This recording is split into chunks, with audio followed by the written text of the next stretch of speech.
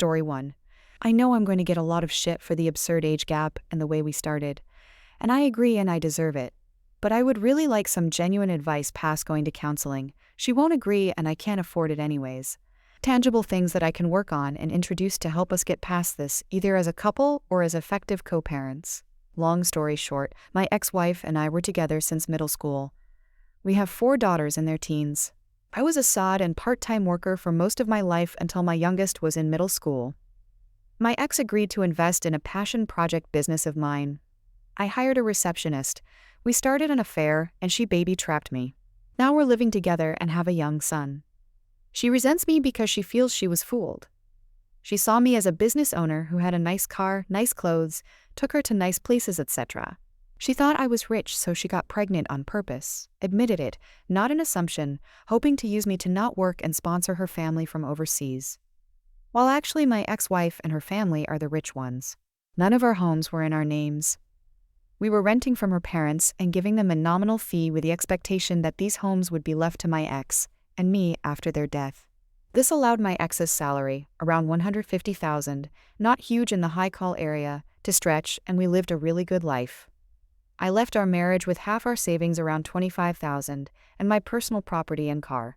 I lost my business due to lack of funding, and I did not seek alimony. I resent her because I feel I was fooled. I thought she loved me and couldn't believe the interest a young, hot woman showed in me. She was incredibly persistent and pursued me strongly. But she has no feelings for me, no care or desire. Now that the ruse is dropped, I can't believe I gave up my entire life for what I see was an ego trip. I loved my ex-wife, really I did and still do. But I had never been with another woman and any attempts to open our relationship were shot down. This was like a wet dream come true and I was weak. Now both me and my GF are in a place we didn't imagine. She's living in a shitty apartment with an old man and still has to work. I've lost my kids, the love of my life, my family, my lifestyle, my business, and it's all 100% my own fault. She stopped being intimate with me as soon as she found out I wasn't rich. We're still together on my end because I feel like I need to have something to show for this shit show of a situation.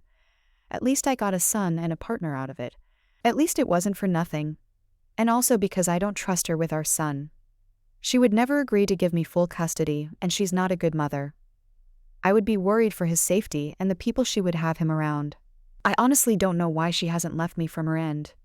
What can I do to improve this situation? I know logically it would be best to break up and co-parent, but I'm afraid for my son and I'm embarrassed for myself. Is there a way to salvage this situation? I'm thinking of just telling her we can have an open relationship. She can sleep with whoever she wants and go wherever she wants as long as she lives here, so I can have my son 100% of the time. I work from home. I don't know if that's the answer here though. Update 1. How can I, 42 male, build my relationship back up with my kids, minor teens, 4 girls after an affair? I had an affair, my ex-wife divorced me and my kids absolutely refused to speak to me. I was an incredibly involved dad. Most of their lives I worked 1-2 days a week and then stayed home with them the rest. I was closer to them than their mom, and I'd like to think I've never disappointed them before this. I made a mistake. It's been over 2 years since it all came out, and I haven't been able to make any headway. My eldest is hung up on the fact that I now have a young son. Every firstborn of each generation in my family has been a boy for a long time, and she broke the streak. I honestly could not care less about that. I've always thought that pressure was stupid, and I'm not a traditionally masculine guy that always wanted a boy. But she's so hurt that I have a son, and is convinced that's all I've ever wanted, and he's replaced her and my daughters. None of that is true. All of my girls said they don't consider themselves to have a brother and want nothing to do with him. All 4 of them feel betrayed and blame me for breaking up our family. I deserve the blame, it's my fault, and I take responsibility. But I can't change the past, and I don't know how I can begin making up for it. My ex has full custody of them, but I'm supposed to have visitation 1 weekend a month. They're all in therapy, and it was suggested to not enforce the visitation and respect their boundaries while they work through it. I've done that the entire time and there's no progress made. Does anyone have any suggestions about what I can do here? My ex absolutely hates me, but was always supportive of the girls staying in contact with me. She's respected their wishes, but still gives me updates once in a while. My eldest is turning 18 soon and graduating this coming year and probably moving away for university. I feel like the time to make up with her especially is slipping away. I know I'm the shitty person here. I was a terrible husband, but I was honestly a really good dad and I miss my girls. Has anyone been through something like this? How did it turn out? What are your suggestions? Update 2. Good news, my girlfriend and I have broken up. She has gone back to her home country and left my son with me. Refused to sign any formal custody agreement, so I'm hoping she stays there and doesn't bother us again. I'm pretty sure if she comes back and demands time with him, I have a good case for maintaining custody.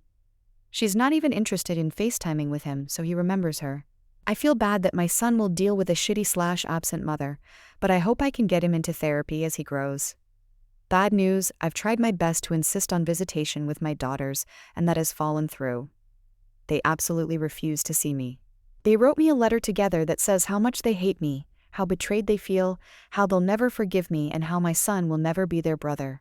To not even bother telling him about them because they'll never be interested in knowing him. Just to forget about them altogether and move on with my new family. I have no legal recourse. The youngest is 13 now, old enough to have a say in custody arrangements, and I don't think forcing them to see me would do me any favors long-term anyways. They also included pictures of their mother's wedding. My ex has no obligation to tell me about her personal life, but I'm pretty pissed that there is a man living with my daughters that I didn't know about. It is a family friend that has been in their lives 10+ years, so not a total stranger, but still hurt to see pictures of their recent wedding and family pictures with my daughters. They mention that they have a father figure and don't need me anyways. The whole thing really hurt. I know I have no right to feel hurt that my ex has moved on when I cheated on her. But their whole relationship has moved very fast, so I'm now wondering if they started it before we got divorced. No way to know now. Doesn't matter anyways. My ex agreed to keep me up to date and send pictures of my daughters once in a while.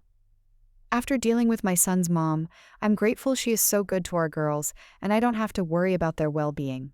I'm trying to focus on being a good dad to my son and patiently waiting for my girls to grow up and reach out. It may never happen, but I'm hopeful that they will understand me more as they become adults and gain context for life. Story 2. I broke up with my boyfriend on his birthday for horrible actions he did when he was a teenager. I, 26 female at the time, had just started dating Thomas, 28 male, and things seemed promising. Very sweet man, educated and quite smart, good looks. After 7 weeks of dating, he invited me and 2 of his childhood friends, let's call them Alex and Bart, for a long 29th birthday celebration weekend at his father's country house in a small French town. His father was going to be around as well, and I was very excited to meet everyone. Day 1 Friday is fun. I am happy to get along well with Thomas' father, a smart and caring man. Day 2 Saturday, after a very nice day, we enjoy a party in the garden with the neighbors, including some friends of Thomas. After a few hours and lots of drinks, a group of people gather around a small campfire and start sharing childhood memories. This is where things go wrong. At first, of course, innocent and dumb stories as you would expect, but then Thomas and his friends started sharing really sick stuff. In particular, they told a story about how, when they were 14 or 15 years old, they found very amusing to bully for almost 6 months Arthur, a boy of their school who was very isolated and shy. Making jokes, calling names, you name it.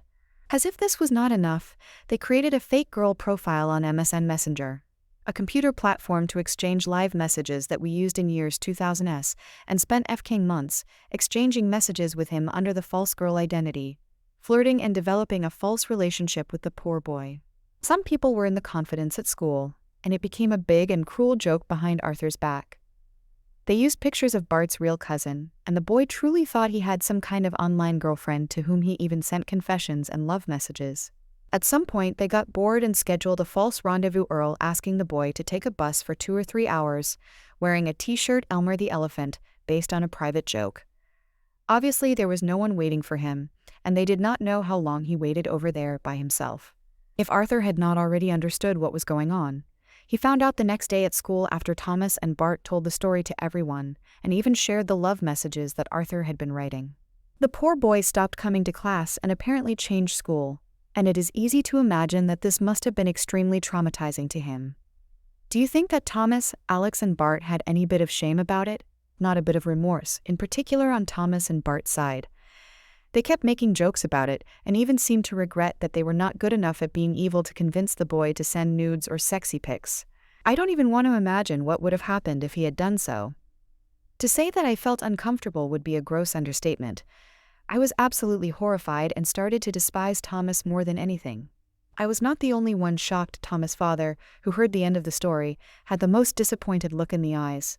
His stupid son was so drunk that he did not even notice it.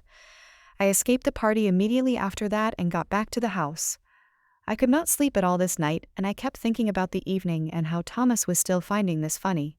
I heard him coming to bed around 4 a.m., but I pretended I was asleep. Day 3 Sunday was the actual birthday, and the initial plan was that I would take Thomas on a one-to-one fancy surprise date for lunch nearby, and then we would meet the group for a late afternoon party. But instead, I woke up very early on Sunday morning, took all my stuff in silence and went alone to the train station where I took a direct train heading back to Paris.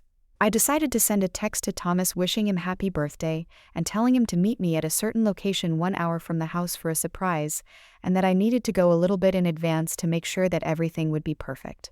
I had picked the location randomly, using Google Maps to gain time. Thomas read the text around 10 a.m. When he woke up, he responded with excitement that he would follow religiously the instructions. When he arrived there at 12:30, I told him to wait further as there was little delay on something. Then I asked him to meet me at a restaurant which was 30 minutes drive from the initial location. When he arrived at 13:15, I texted him that I was on my way, would arrive in 20 minutes, and that he will understand when he sees me why I made him wait. I also asked him to order some food in the most expensive bottle on the menu. Around 13:30 he started calling me several times and sent a lot of worried texts. And after 45 minutes I responded in French, "So, how does it feel to have people play with your feelings?" Then I stopped responding. I let him call and text the entire afternoon, but never responded.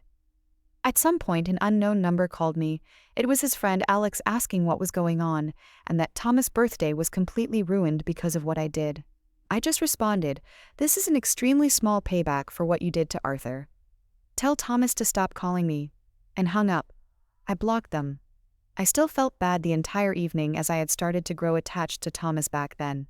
The following days, a common friend called me to say that my reaction was completely absurd and unfair, that it was not my role to punish someone for actions they did as a teenager, that they were adult ways of saying things, and that I had been completely crazy. Only a few people supported what I did. Everyone else seemed to think that I was a bitch.